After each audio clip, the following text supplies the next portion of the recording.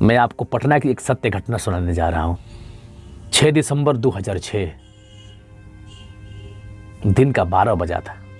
तभी कोर्ट का अचानक फैसला आया। राधिका और नवीन का तलाक हो चुका था। राधिका और नवीन को आज तलाक के कागज मिल गए थे। दोनों साथ ही कोर्ट से बाहर निकले।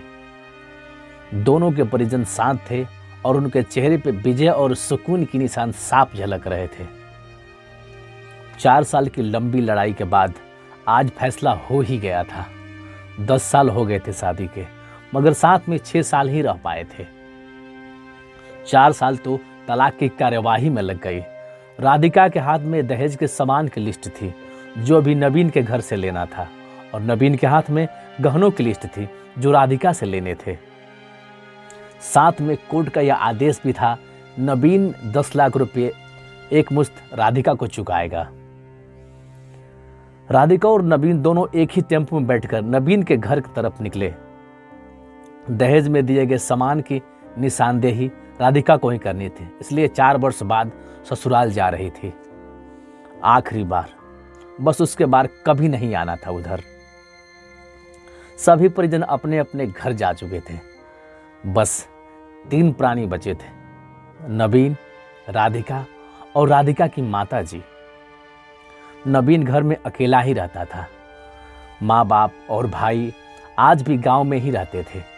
राधिका और नवीन का इकलौता बेटा जो अभी 7 वर्ष का है, कोर्ट के फैसले के अनुसार बालिग होने तक वह माँ के पास ही रहेगा। नवीन महीने मुझसे एक बार मिल सकता है। घर में प्रवेश करते ही पुरानी यादें ताजा हो गई। कितनी मेहनत से सजाया था इस घर को राधिका ने। एक एक चीज में उसकी जान बसी थी। सब कुछ उसकी आंखों के सामने बना था। एक एक ईंट से धीरे धीरे बनते घरेंदे को पूरा होते उसने देखा था। सपनों का घर था उसका। कितनी शिद्दत से नवीन ने उसके सपने को पूरा किया था। नवीन थका हारा सा सोफे पर पसर गया, बोला, ले लो जो कुछ भी लेना है, मैं तुझे नहीं रोकूंगा। राधिका ने अब गौर से नवीन को देखा। 4 साल में कितना बदल गया है। बालों में सफेदी झांकने लगी है। शरीर पहले से आधा रह गया है। 4 साल में चेहरे की रौनक गायब हो गई है।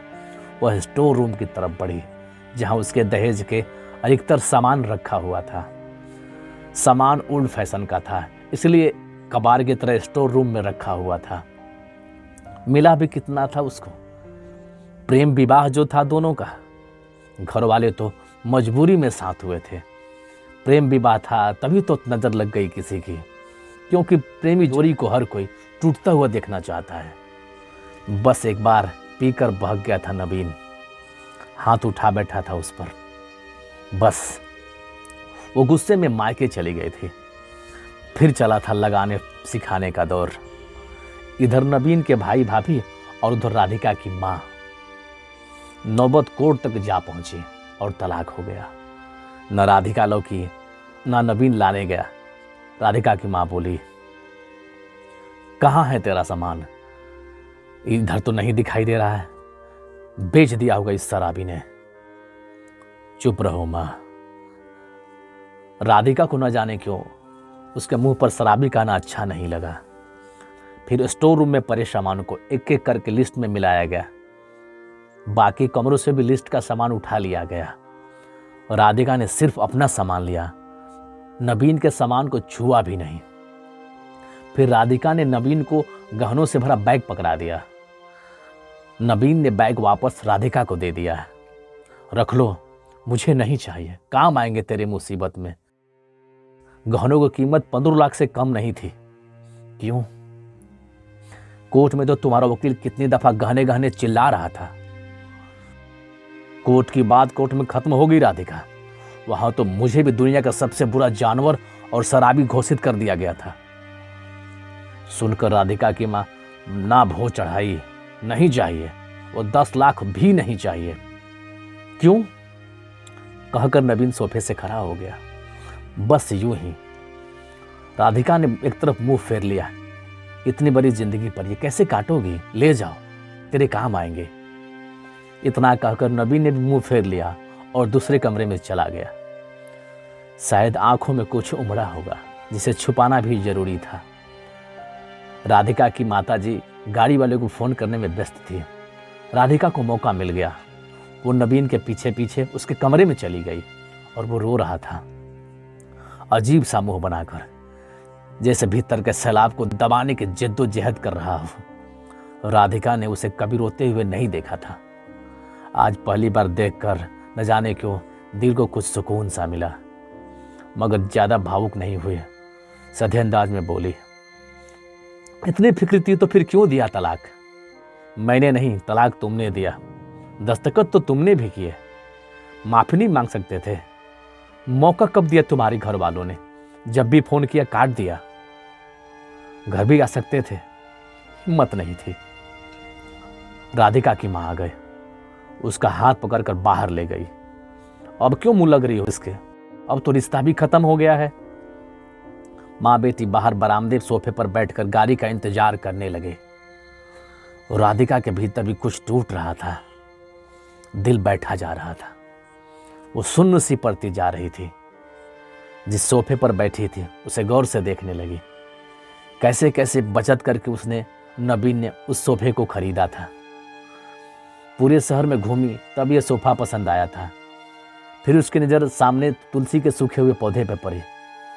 कितनी शिद्दत से देखभाल किया करती थी। उसके साथ तुलसी भी घर छोड़ गई। घबराहट और बढ़ी तो फिर से उठकर भीतर चली गई। माँ ने पीछे से पुकारा, उसने अनसुना कर दिया। नवीन बेड पर उल्टे मुंह पड़ा था।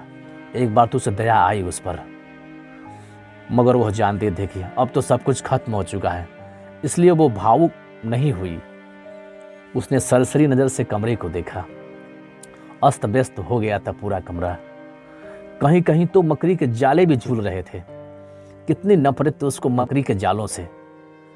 फिर उसकी नजर चारों ओर लगी उन फोटो पर पड़ी जिसमें वो नवीन से लिपट कर मुस्कुरा रहे थे। कितने सुनहरे दिन थे वो। इतने माँ फिर आ गई, हाथ पकड़कर फिर उसे बाहर ले गई। बाहर गाड़ी आ गई थी।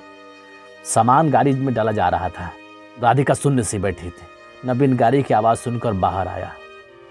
अचानक नवीन कान पकड़कर घुटनों के बल बैठ गया। बोला, मत जाओ, माफ़ कर दो मुझे। शायद यही वो शब्द थे जिन्हें वो सुनने के लिए 4 साल से तड़प रही थी राधिका। सब्र के सारे बांध एक साथ टूट गए। राधिका ने कोट के कागज निकाला और उसे फाड़ दिया। माँ कुछ कहती उससे पहले लिपट गई नवीन से। साथ में दोनों बुरी तरह रोते जा रहे थे। दूर खड़ी राधिका की माँ समझ गई कोर्ट का आदेश दोनों के सामने कागज से ज्यादा कुछ नहीं। काश उनको पहले ही मिलने दिया होता। वीडियो को लाइक करें और चैनल को जरूर सब्सक्राइब कर लें और अपने दोस्तों को शेयर करना ना भूलें। धन्यवाद।